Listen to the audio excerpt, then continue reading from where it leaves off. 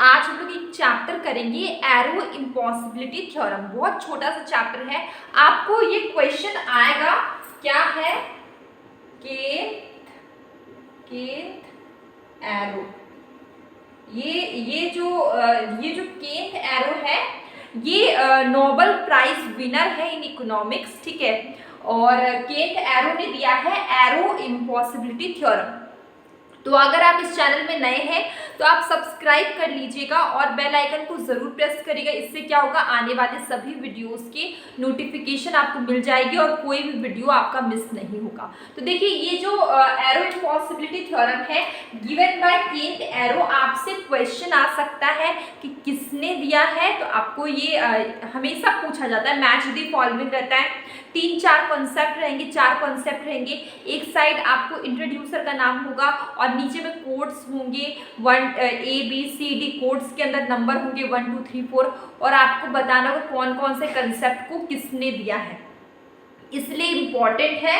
तो arrow impossibility theorem किसने दिया है, केंथ एरो ने दिया है।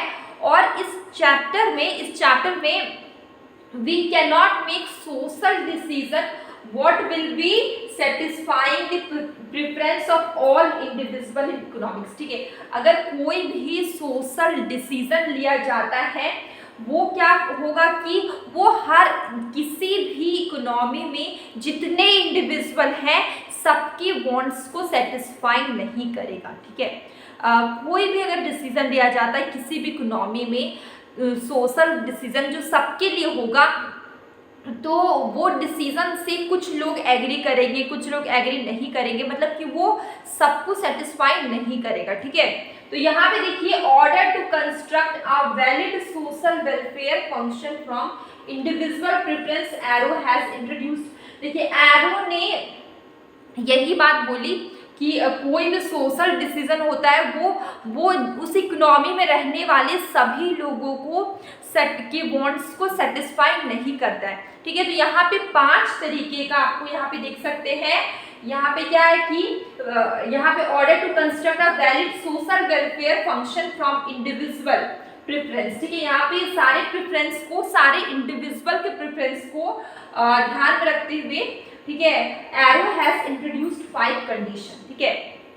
मतलब कि जितने इंडिविजुअल किसी भी कंट्री में, किसी भी इकोनॉमी में जितने भी इंडिविजुअल पर्सन हैं, सबके वांट्स को, सबके क्या बोलते हैं, प्रेफरेंस को ध्यान में रखते हुए एरो ने 5 कंडीशंस बनाए, ठीक है।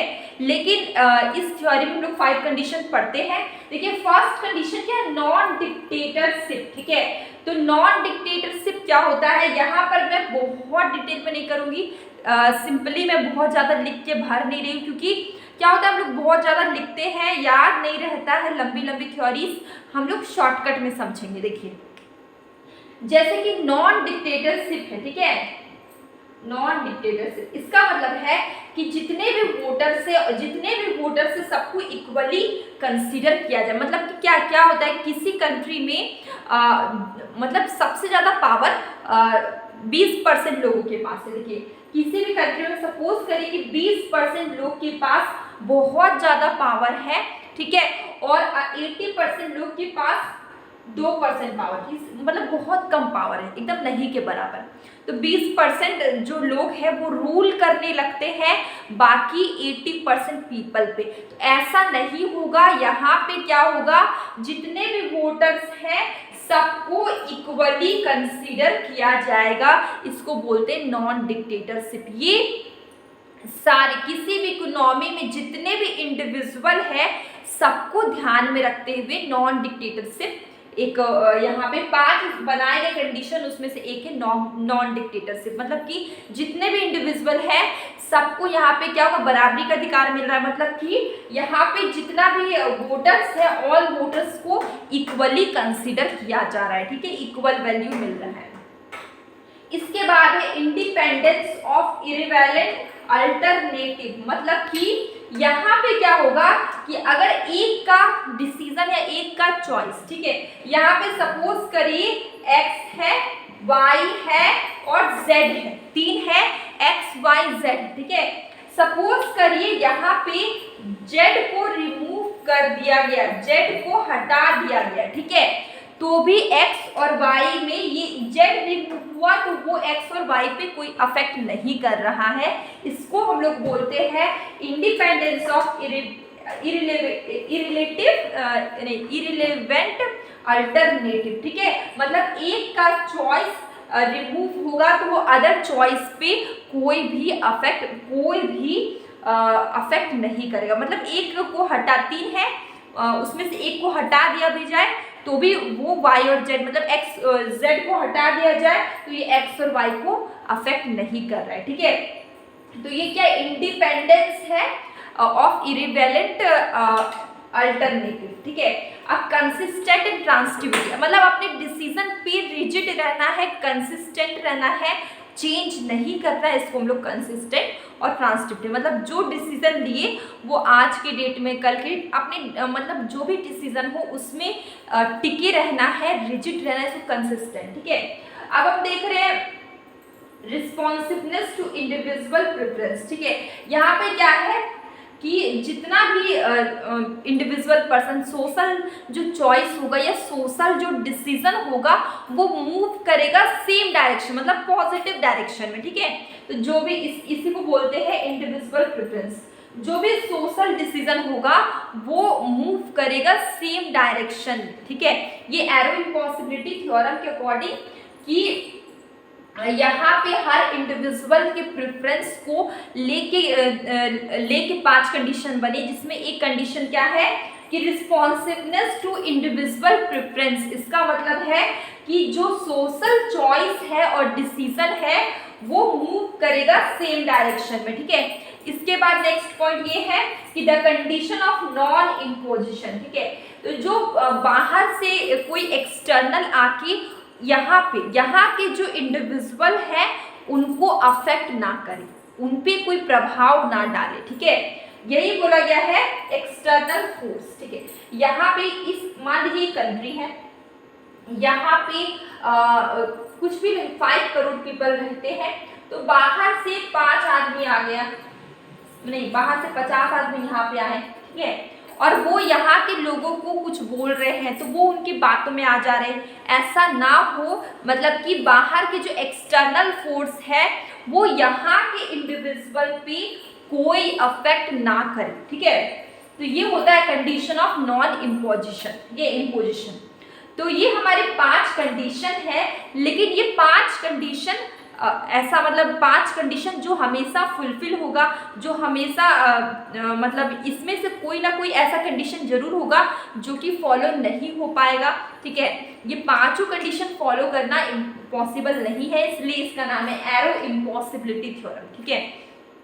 5 कंडीशन कभी भी किसी भी कंट्री में बहुत सारे इंडिविजुअल होते हैं तो सबका डिसीजन सेम डायरेक्शन में चलेगा, ऐसा पॉसिबल है क्या? नहीं है। तो ये इसलिए इसका नाम है एरो इम्पॉसिबिलिटी थ्योरम, क्योंकि ये 5 कंडीशन फुलफिल होना पॉसिबल थोड़ा कम है, नहीं के बराबर है, ठीक है।